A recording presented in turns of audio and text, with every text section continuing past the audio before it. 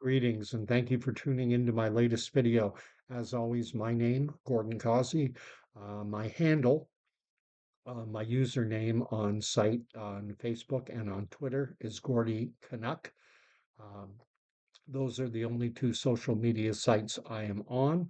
The main reason why I restrict myself to those two networks is because I am not an owner of a cell phone. I do not own a smartphone. I'm one of probably less than 1% of the population, at least age 12 and up. I am not interested in having a smartphone, which I consider to be something of a digital tracking device. I figure the powers that be already know more than they need to know about me. I don't need to give them more. I am recording this right now. It is the late evening hours of Sunday, June 15th. I will be uploading this in the early morning hours of Monday, June 16th. And going to be talking about the war. And if you don't know which war I'm talking about the war between Iran and Israel. I'll be sharing something that I wrote to my Facebook timeline, which I will include as the first pinned comment if you want to read the text upon which this video is based. Um, so without any further ado, but before I actually get rolling and reading what I wrote, uh, the standard, you know that likes, shares, subscriptions, always welcomed. The opinions of a 50, soon to be 59-year-old, born in 1966, ex-military, Canadian Armed Forces. I'm wearing an old unit T-shirt from when I was in Valcartier, Quebec, 5e Brigade Mécanisée, 5th Mechanized Brigade Group. Um, this T-shirt is for a field ambulance unit to which I was attached. 5e Ambulance de Campagne, 5th Field Ambulance. At any rate, let me get on to what I wrote. Um, the war is coming, and beyond just Israel and Iran. When COVID came along, I'm here to argue that there was pretty much nothing anyone could do about it. My best guess would be that close to 40% of the population pretty much went along enthusiastically with all the mandates. You want me to lock down, to shelter in place for a couple weeks to flatten the curve? Sure, I can do that. Anything else you want me to do? Put a mask on my face and in the faces of my kids? Yeah, sure, anything to help. You want me to get injected with a substance that was barely tested and have my kids take it too? Oh, why not? Government officials are always there to help. So 40% were pretty much, I would say, thrilled to go along, propagandized into believing that they were part of of a solution of some kind. And I would argue that another 40% simply went along because they didn't want to buck what the media presented as the consensus view. I think people said, well, there are a lot of contradictions and some of this stuff is pretty stupid, but everyone seems to be going along. And there were only about 10 to 20% of us, I was one of them, who were actively willing to push back, who we were ready to get screamed and yelled at, mostly by the moronic 40% with signs on their lawns that said, I got the shot. That was then. This is now, and I'm here to say that now is different. Yeah, right now the war is in the Middle East, but it is going to come to this side of the Atlantic. I'm in Canada, and I'm convinced of it. And there is no non-compliance with a war. With COVID, an individual could refuse to wear a diaper on their face, or someone could ignore the arrows in the grocery store aisles. Uh, the only thing you can do in a war is protest, but it's not going to do any good. Uh, this war has been brewing for a very long time. And I suppose we could say that it goes all the way back to March of 1949. And that's when Jewish Palestinians secured the borders for the modern nation state of Israel. In order to do that, Jewish Palestinians had to fight with five armies of the Arab League, they were seeking to swallow up what was left of the old British mandate into their own countries. Jordan captured the western bank of the Jordan River, and they also captured East Jerusalem. The Egyptians added the Gaza Strip to their territory, and the Jewish Palestinians, they got the rest. That war, it started on May 15th, 1948, when the British abandoned their mandated land holdings, and it ended in March of 1949, the following year, as the Jewish Palestinians signed armistice agreements with the invading Arab nations. They signed them with Egypt, Jordan, Syria, and Lebanon. The Saudis, Saudi Arabia, they also sent forces, but their troops were under the command of the Egyptians. And this was what is referred to as the Nakba, the catastrophic and humiliating defeat of five Arab League armies against less than 1 million Jewish Palestinians, and that's including men, women, and kids. Something like in and around 800,000 Arab Palestinians fled the conflict. They took refuge in neighboring countries like Jordan and Lebanon. They were expecting to return after the Jews had all been killed or driven out. They were anticipating living under Egyptian or Jordanian rule, or maybe under the Syrians or the Lebanese. And it's conceivable that the Arab Palestinians, they could have fought for their own independent country. Some did stay and fight, but they joined themselves with the armies of the Arab League nations. And others simply hunkered down and rode the war out, staying on the land. And that's why it's reckoned, in and around 2 million Arab Israelis with full Israeli citizenship today. They didn't abandon the country, they didn't abandon their the land when the fighting broke out. Okay, so that gets us up to 1949. And Palestine has ceased to exist in 1949 as a political entity. It had been around for about 30 years and was ruled by the British.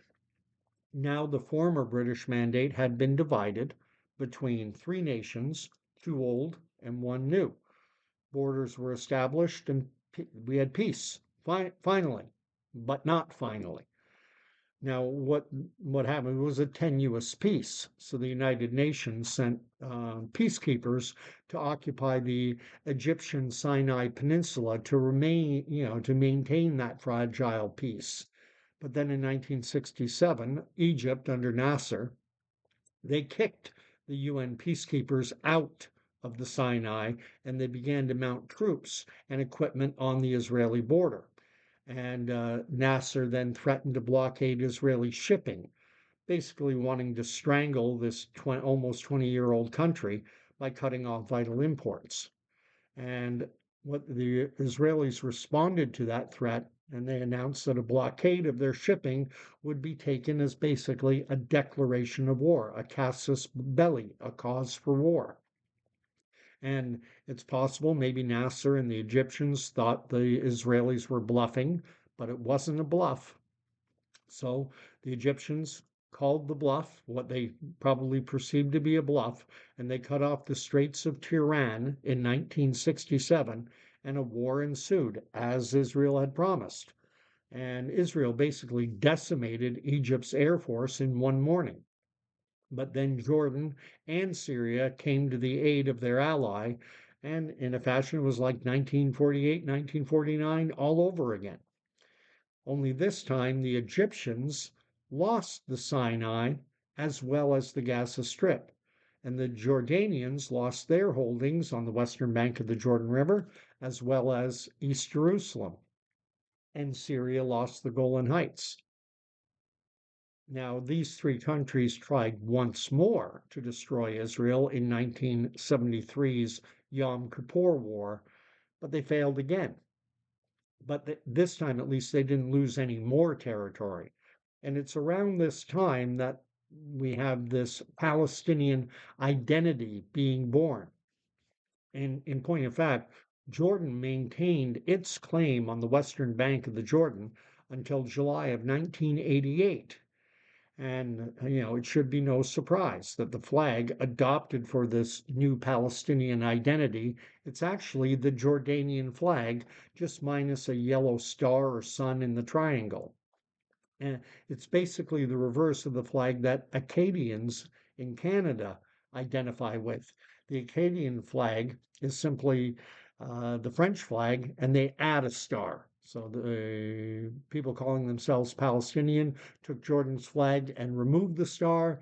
The Acadians in eastern Canada, New Brunswick, Nova Scotia, they put a star in. But now, we're not living in 1948, 49, not 1967, 1973. Let's fast forward to 2023. Israel has belligerent populations in Gaza and on the western bank of the Jordan that have engaged repeatedly in what they call intifadas or uprisings over the ensuing decades. Like this went on in the 70s and the 80s and the 90s and the 2000s. And the belligerents include extremists who regard all of Israel as a quote unquote illegal Zionist enterprise and it needs to be destroyed. And these extremists found a patron in Iran, home of the ancient Persian Empire and the home to a majority of the world's Shiite Muslim population. There's Shia and Sunni, those are the two principal divisions within the Islamic faith, Sunni being the majority, Shia being the minority. However, Shia is the absolute majority in Iran. And Shia belief holds that religious authority resides only with those who were blood relatives of Muhammad. So what happened is Iran funded, armed, trained proxy forces aimed at eliminating Israel. Principally, they were Hamas in Gaza and Hezbollah in Lebanon. Iran also backed the Houthis in Yemen against the Saudi-backed Yemeni government. And that resulted in I guess, a genocidal war in Yemen that killed hundreds of thousands of people in a decade-long civil war. And it's reckoned about 200,000 children died, many of starvation because of that war. Now, I have an admission to make. I'm being a little bit disingenuous here. Not a little bit. I am being disingenuous. I actually do not believe that war in Yemen can be, honestly, it can't be classified as a genocide. The problem is that by applying the term genocide to what has been happening in Gaza, in the war between Hamas and Israel, it cheapens the word. So if people are going to accuse Israel of engaging in genocide in Gaza, then the wars in Yemen, in Syria, in Sudan, well, they qualify as a genocide as well. And in point of fact, if people are going to set an incredibly low bar for calling war genocide, then just about every war that has ever taken place can be framed as a genocide. But anyway, getting back. So here we are. Hamas now has been reduced to a little nub. They're hiding behind their civilian population in an effort to protect what forces and equipment they have left. Hezbollah up in Lebanon, they've been decimated. Their leadership and their capabilities are not entirely wiped out, but largely. And that leaves Iran, the sponsor of these groups. And Israel has they have declared all out war on the Islamic Republic of Iran. And there are all kinds of experts in the world right now that are claiming to be all knowing and all wise about the origins of this conflict. Some are claiming that a corrupt Netanyahu government attacked Iran in order to cling to power because there's a vote pending in the Knesset that could have triggered elections.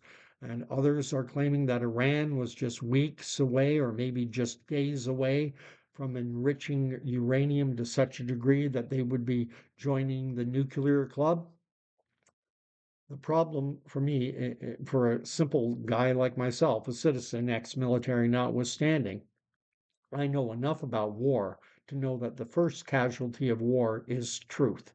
So the question of whether or not Israel was justified in launching this attack is not one I'm not even going to attempt to answer it. There will be strong opinions on both sides, but often those opinions are expressed by what I believe to be our paid actors for Israel and paid actors for Iran and the Islamic world. But this is bigger than just Iran and Israel, much bigger. I wrote earlier, or I said earlier, that this conflict is going to spread, including onto this side of the Atlantic. Well, this is how I see things unfolding, and this is going to blow up into a global conflict. The way I see it, Israel and Iran are basically vanguards of much larger players. Israel, of course, is backed by the United States, which is the largest military force in the world, and also the chief player in the NATO alliance, North American Treaty Organization.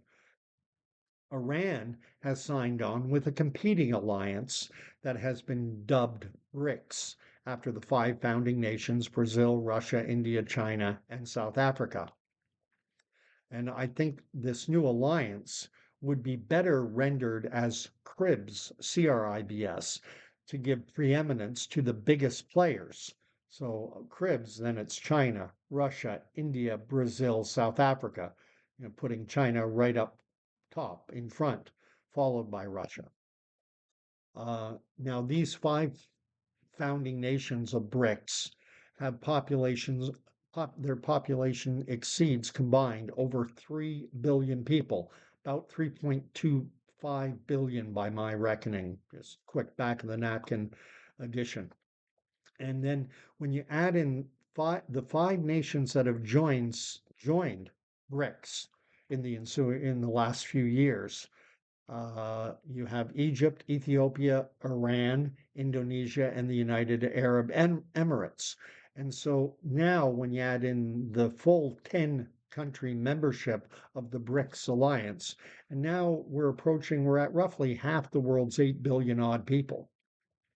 And ultimately, if this was to remain a conflict between Israel and Iran, then it would still be tragic, but at least the tragedy would be contained.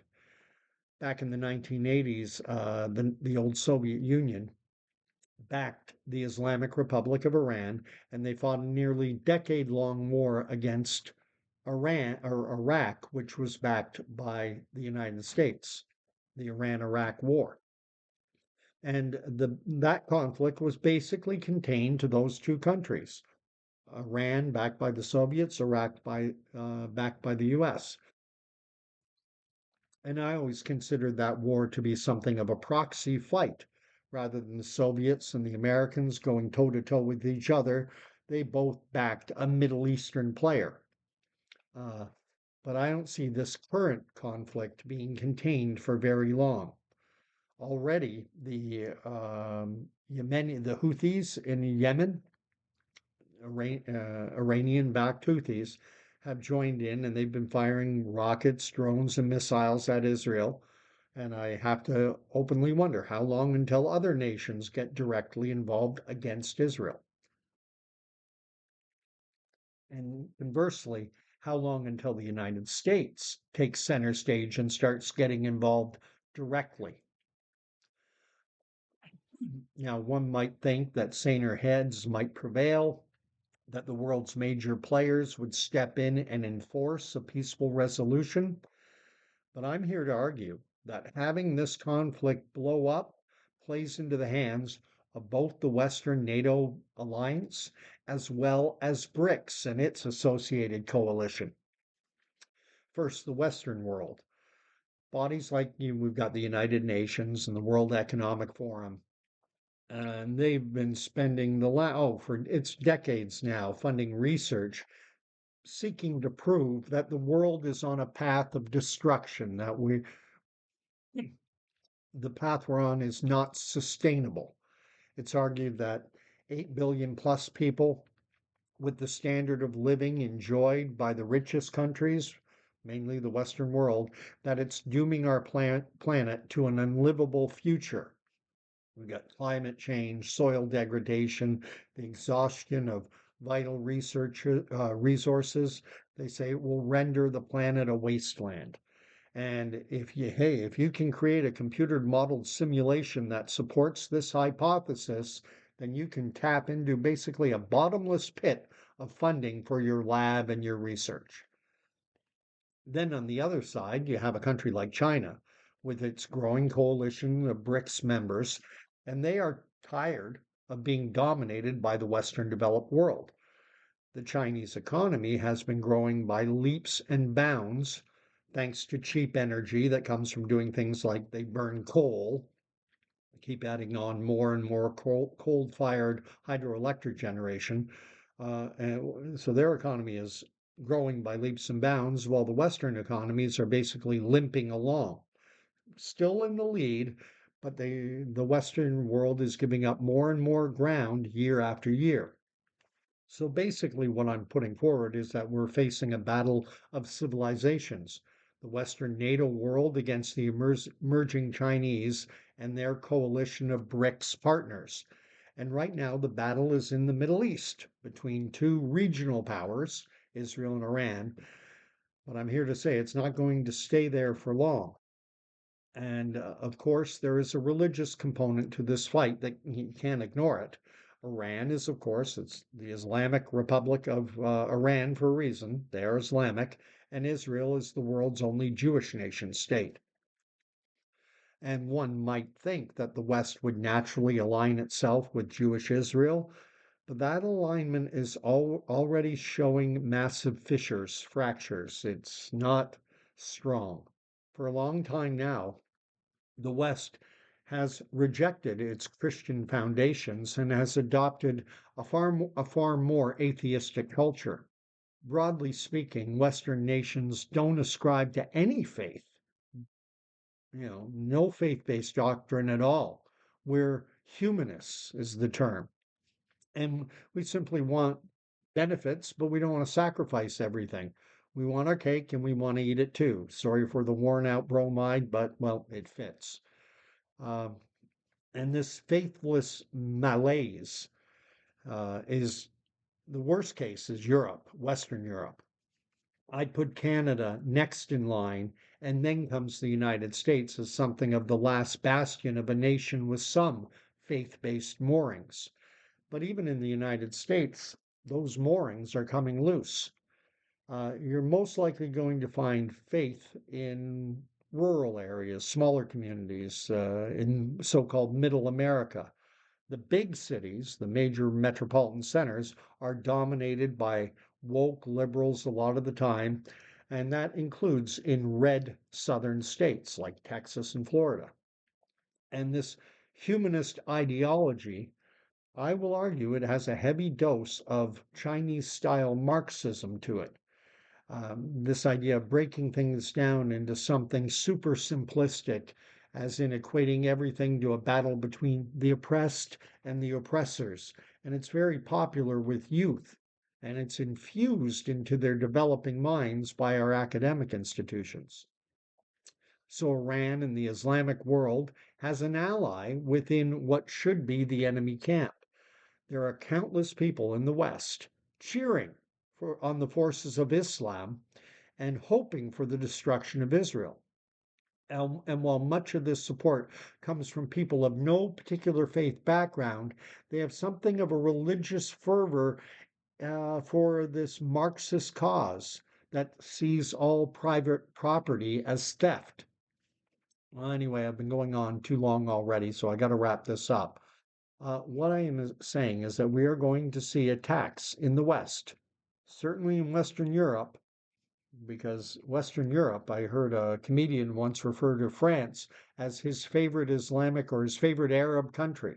My favorite country in the Arab world, France. Uh, have very large Islamic populations throughout Western Europe, but also in the United States and Canada.